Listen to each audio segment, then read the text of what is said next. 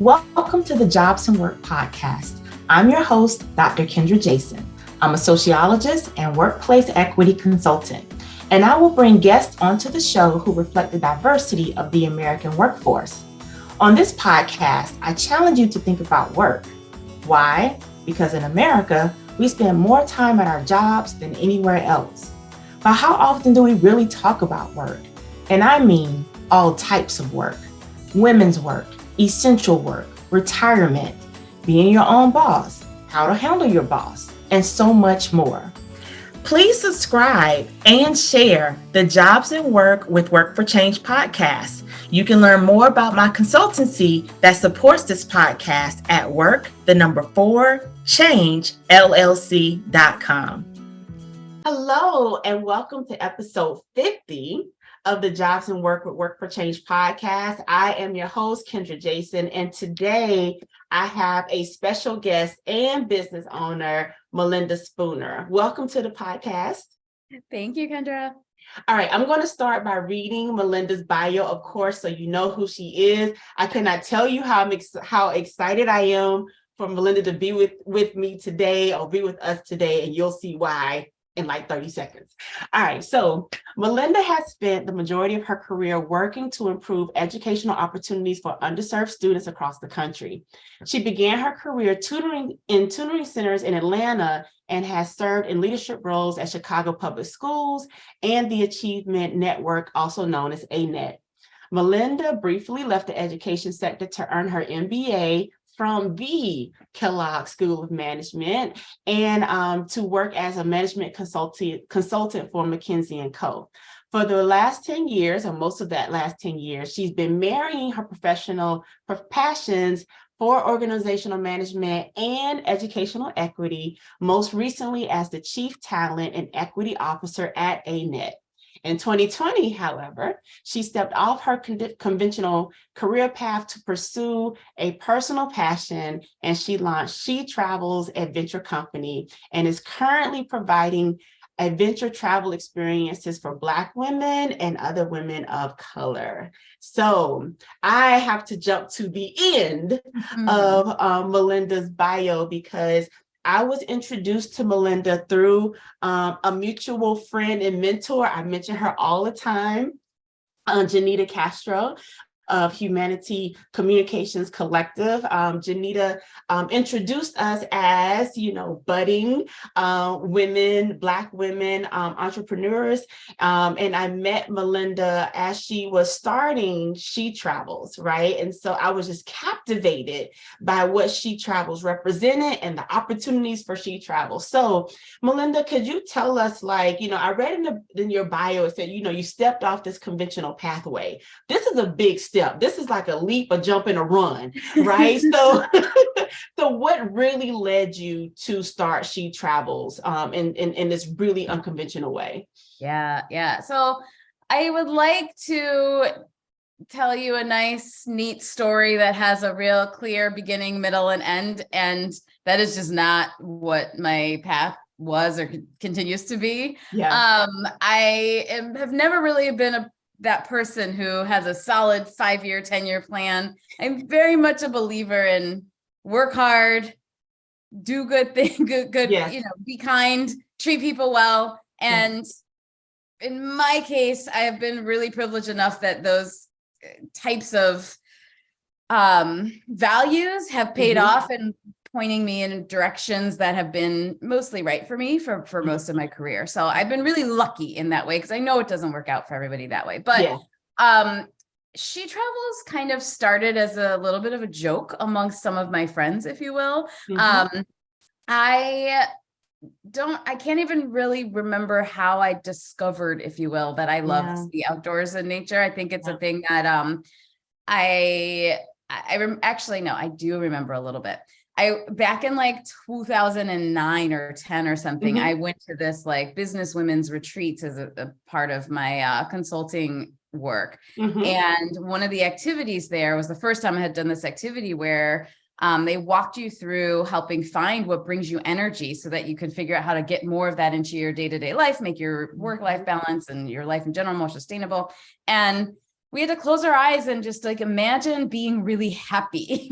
And then just like they took us through this whole like meditative process for half an hour where we had to like pinpoint every little detail that we were experiencing as we were thinking about our happy place. And some of the details that I was pinpointing, a lot of the details had to do with being outside. And I'm not a person who in my youth or even early adulthood spent a lot of time doing hiking or doing adventure trips, but just even reverting back to thinking about playing outside as a kid and, you know, running the block with the neighborhood friends and riding our bikes and being out until the sunset when we knew it was time to come home, right? Like those moments of feeling just really free and having fresh air and sunshine in your face.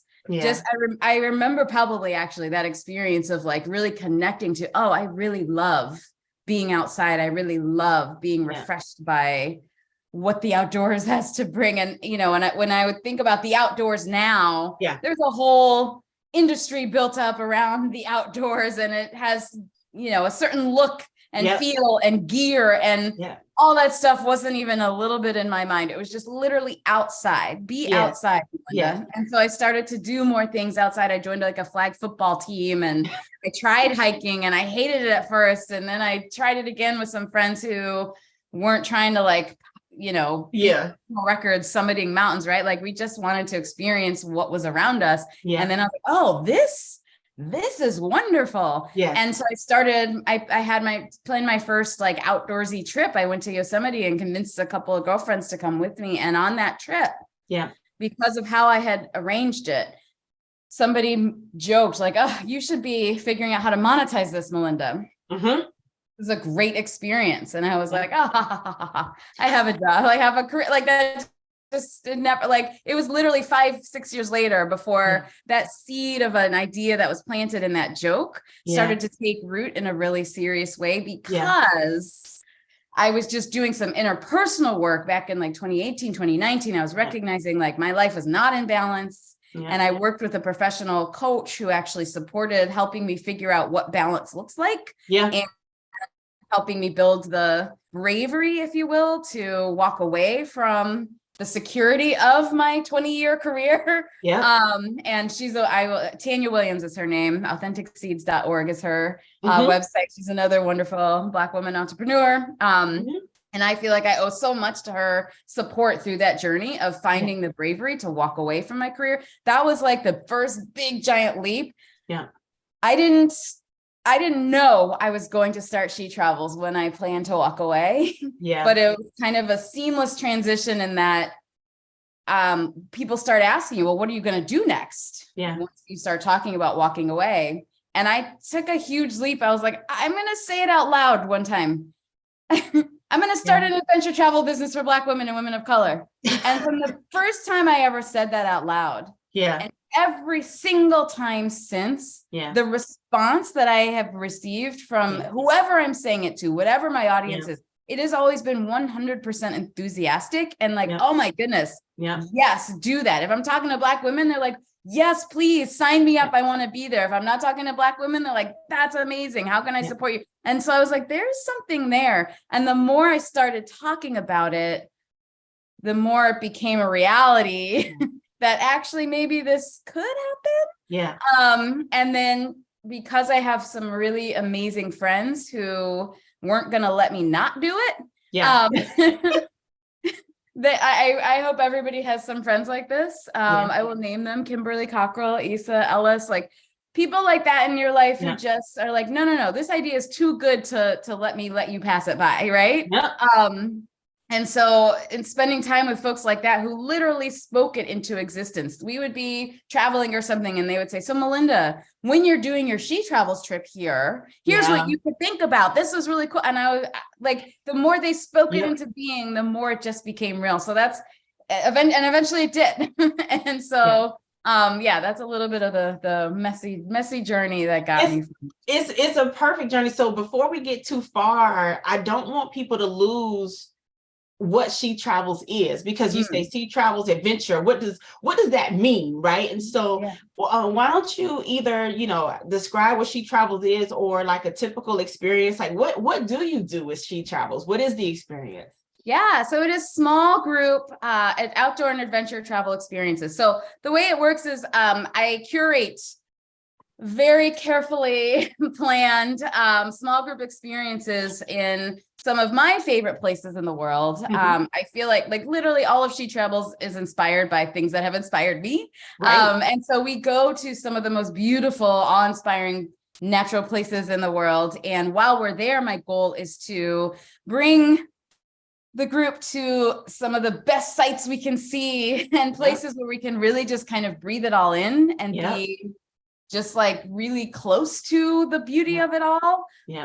But doing so at a pace that doesn't require Olympic training, again,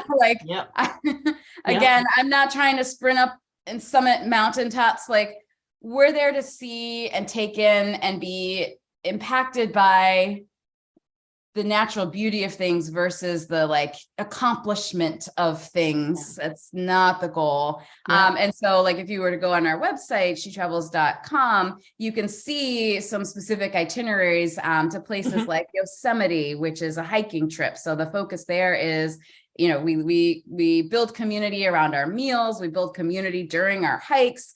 So whether you know anybody else on the trip or not is kind of irrelevant. People sign up either as individuals. Sometimes people bring a friend or two. But by the end, what's really fun is that everybody leaves pretty close. And some of the communities that have been built through these SheTravels experiences have been some of my personal favorite parts, in addition to all the fun that we have in places like Yosemite, Costa Rica. We're headed to New Zealand and Alaska this year, and a lot of places where, again, you just get to be tucked away into really, really magnificent natural beauty. So speaking of, why don't you tell our listeners and our viewers where you are now and how that plays into what I would see as that freedom and autonomy of, being brave to step off the beaten path. Yeah, absolutely. So my home base typically is in Indianapolis, Indiana. It is now mid to late February, but I'm not in Indiana. I am in Costa Rica right now, where I now am like a snowbird, I suppose. The last few years, this year included, I have spent 3 months of the winter months living my life here, working remotely in Costa Rica, which I'll show to those of you who might be viewing. I'll try to get you a little view of what what I'm looking at when I'm here. So, that's jungle and ocean is my view. And I gotta tell you, I was just talking with my friend yesterday about how living amidst the jungle and ocean, how much that has changed my brain, how much it has changed how I operate. And in part that has to do with the part of, like you're saying, the freedom of my life these days has to do with that decision, first of all, to walk away from my career, which just kind of launched this universe of possibilities of if I can do that, like in a million years, had I talked to you 10 years ago, or even 5 years ago, I would have laughed in your face if you told me I would be doing this, spending half of my life in a tropical wonderfulness. Surfing for fun. I literally am heading to surfing next after this call, because those are I construct my own reality now. And it started with walking away from that conventional career path and really leaning into what else is possible in the universe. And so a lot of our viewers know that I'm a sociologist of work. And so when I emphasize the Kellogg School of Management in your bio, what's significant about that to me is that is a very prestigious institute, right? The best of the best go through Kellogg. And have very long, great, successful careers. Melinda, you have a great career, with management consulting, equity education. And so I bring that forth again, because this is a common theme in the guests that I bring on to this show. Even though you have that security, even though we fought for those degrees, and we may have gone into debt, to get the credentials, we still have a choice, right? And so one of the things that I always say now, for professionals especially, is that we need to incentivize or monetize our degrees, right? In my opinion, to the best of your ability and knowledge and preparement, because you can't, everybody can't just walk away. For us to not just earn our money from usually the predominantly white institutions in which, we are employed, right? For us to find our own outlets to make money. Now, some people call them side hustles and, side gigs, whatever you want to call it. I always call them like it's a business. It's like you're a business, right? And then for what I love about Melinda's story, and when I met you, you weren't in Puerto Rico just yet. You weren't doing 3 months in Puerto Rico when we met. You were like really just still figuring out. I think you had done at least one trip, and still trying to figure out how to figure out the finances and the recruitment and all that of your future trips. And it's really interesting because I think we've known each other about 18 months probably, or so. But to see you then again, we're in a mentoring network together. To see Melinda then, and she's just like, oh, I'm just trying to figure out, basically how to get out the red and how to, make this trip happen again, because I know I'm going to do it. And that's what I know I'm going to do it. I just can't, I got to figure out how. And then just 6 to 12 months later, she's doing snowbird vacations, and I follow Melinda on social media. I keep up with her website. It's really exciting it's really fun for me to see your excitement surfing, really almost on a daily basis, or hiking. And I just for 1 second just want to talk about the love for outdoors, because Melinda, I love the outdoors. So I grew up with earthworms, playing in red dirt, being out all times of the day on my bike, and I lost that in my professionalization and education. Like, that was just like no longer part of my life. I would like go to the park, but Outdoor Afro, which is a nonprofit for Black people who love the outdoors. I discovered that organization, and that introduced me to hiking and kayaking and all of the things. And I was just like, oh, the outdoors can become a part of my world as an adult, because this is where I rediscover my childhood. This is where I rediscover myself. This is where I get mental clarity. This is where I can like through the physical exertion of walking or hiking or running. I haven't surfed yet. That stress that we hold in our body, this is where I can like get rid of all of those things. And so I say all those things to say that with the trips that Melinda curates, she's already described it, but when you hear the word hiking, right? One thing I had to learn about hiking is that essentially hiking is just walking at different levels. It's just literally walking. Just walking. So if you can walk like at 3.0 miles per hour, with no problem, then you can do a mild hike. You can actually do a moderate hike, and then you can build yourself up if you choose to do more strenuous hikes that has boulders and waterfalls and all the things. But I think one thing for like Black women, especially when we hear the outdoors and hiking and surfing and water, we've been socialized to not get dirty and to let our kids have fun and not us. And I love how Melinda's trips and your philosophy just flips that on its head.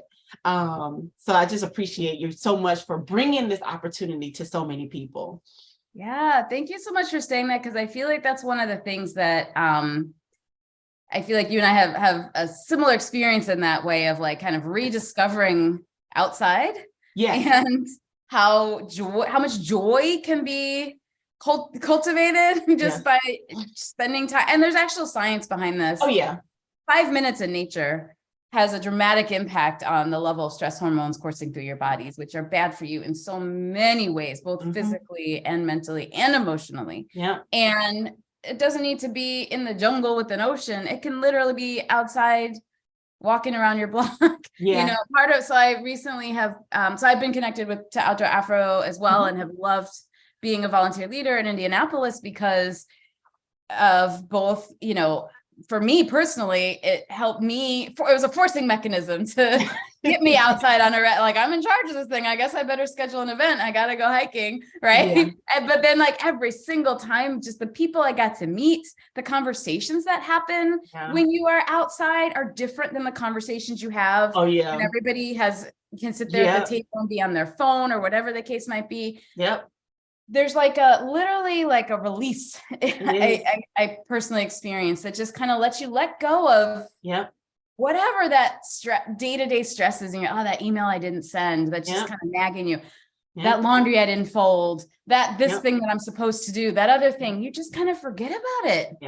And it's such a gift. And when you let go of that stuff that constantly is nagging, it creates room for joy, for laughter, for fun. For me, a big part of, again, what helped me get to SheTravels was just, there was room for me to be imaginative about what's possible. When I'm stressed out and only thinking about the things I got to do, there's no room to be generative about what's possible. And so just time outside, I feel like on a SheTravels trip in particular, one of the things that I care a lot about, whether it's me guiding the trip or me and somebody else, like one of our goals as the guides for the trip is to allow you space to like put down your burdens. And like one of my big values is I want you to let us take care of you.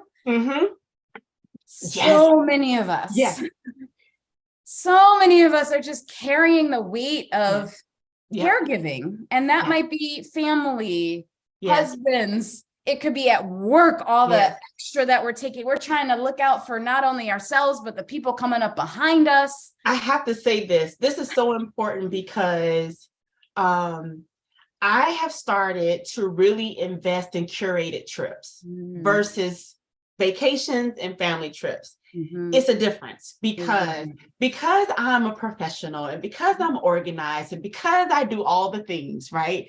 I transfer those skills into my family planning. And so when I go on vacation, I have the agenda and the itinerary, however loose or tight that we want it. I make the arrangements for dinner. I make sure it's like I'm on vacation, but I'm also still taking care of everyone. You're still working. I'm still working. And then, you know, I try to enjoy the beach, you know, but at the same time, got to make sure people ain't drowning. It's like all of those things, right? And so in this transition, again, being introduced to people like Melinda and Yanira, who have basically given me permission to think outside the box and to think about myself first. And that's a part of the well-being. When you go on curated trips, if you've never been on a curated trip, a good one thing you can look forward to experiencing is that you don't have to do anything but show up and participate, right? You don't have to make the schedule. You don't have to like figure anything out. Dinner is usually prepared or they already tell you where to go.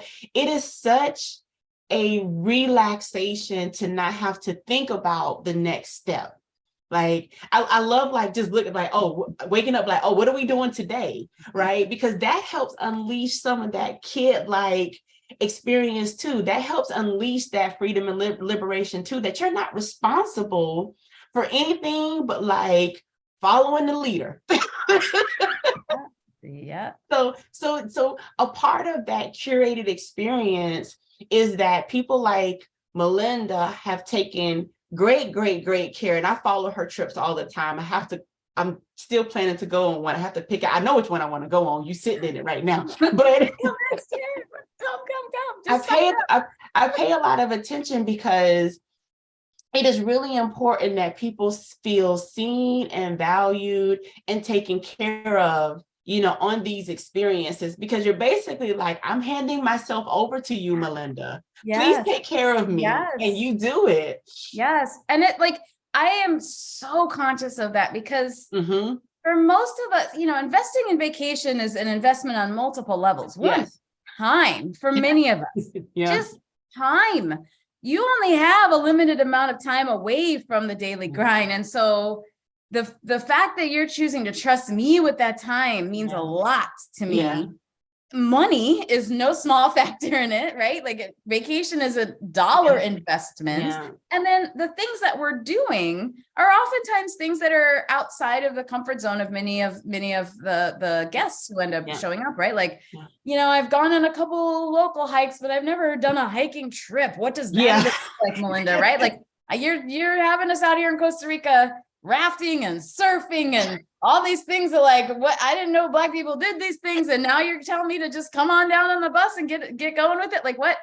And so, like I am very, very conscious of like what you all are trusting me with when you sign up for a trip. And so a huge, as I was starting the business, and one of the core values of the business is that as much as humanly possible, I want to aim for a seamless experience, start to finish, right? Like my website, I'm like always like double, triple, quadruple, quintuple checking every little detail. Cause I'm like, I don't want anybody to see a typo and make that. Because we do that. It plants doubts, right? It's like, oh, if she can't even get that right.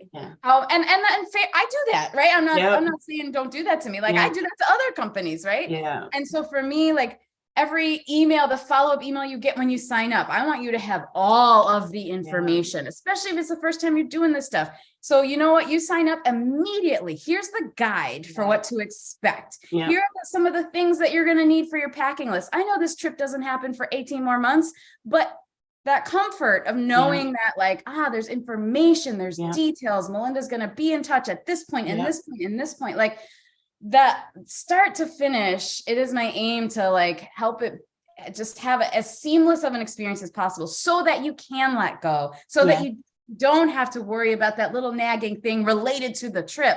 I really, really genuinely hope to give you a space to just get to be. That's awesome. That's awesome. I'm making plans in my head right now. I'm sending out emails to some girlfriends, so know that they coming.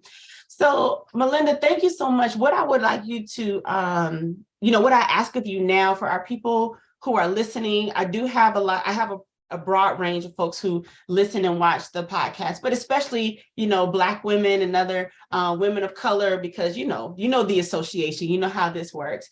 One of the reasons people watch and participate in this podcast, because they are curious themselves, right? Or they are tempted to step out in some type of way. Sometimes it's not always starting a whole business, right? But they're curious about stepping out and they want to see how people do it. So you took, I think, a big left turn, right? I mean, I can't tell people how sharp it was, whether it was a sharp turn or if it was like a curve, but you took a left turn. And so 90-degree angle. A 90-degree angle. So what advice or insight would you have to share for folks who are, sitting on the edge and just like, oh, that sounds so not like me, or I'm like right there, but not quite ready to make the next step? Yeah. I think I would say two things. One, be okay with being where you are, right? Like, and I know that's easier to say than it is to internalize, right? Like some of us feel this pressure of the word should, right? Like, this has been an idea for a while. I should have moved on it by now. I should do this. I should. And I feel like letting go of the shoulds of your, whatever is in your brain, again, just helps give you space for what could be, and what actually fits. Because if you haven't taken action, there's likely a legitimate reason or multiple legitimate reasons. And part of the shoulds help keep you locked in a place that might not be the actual right path for you. And so trying to let go of what life should be or what the things you should have done is, the more you can let go of that, the more the path might become a little bit more clear for you, because it might be just more grounded in what's realistic for you. The other thing I would say is something that I literally just realized talking with somebody else recently that just made such a huge difference. And again, going from idea to reality was just talking about it. And before, as soon as I started saying it out loud, and got to see people's reactions. And even when the reactions were like, oh, that's awesome, but what about this? What about this? What about this? What about this? To me, I wasn't hearing that as naysaying, because I think people genuinely weren't. What it actually was really helpful for me, because there's so much, I my career was not in the travel industry. There's so much that I didn't know, and I don't know what I don't know. I still don't know what I don't know. I think I'm getting better and better at it. And every person who either is just plain unadulteratedly excited for you, like that's going to build your confidence. Your people who have a million questions, that's going to build your skill set around where do I need to actually pursue answers. That's true. And that's going to help me learn and grow. And every little thing you learn gets you one step closer to doing. And so I think just talking about it, not being afraid to talk about it. Nobody's going to steal your idea. Yeah. I'll tell you why. Like, no, it is hard work to start a business. A lot of stars got to be in alignment for it to actually happen. And you talking about your idea there's a very, very, very tiny likelihood that somebody else is going to steal that idea and actually do the work to get it to reality.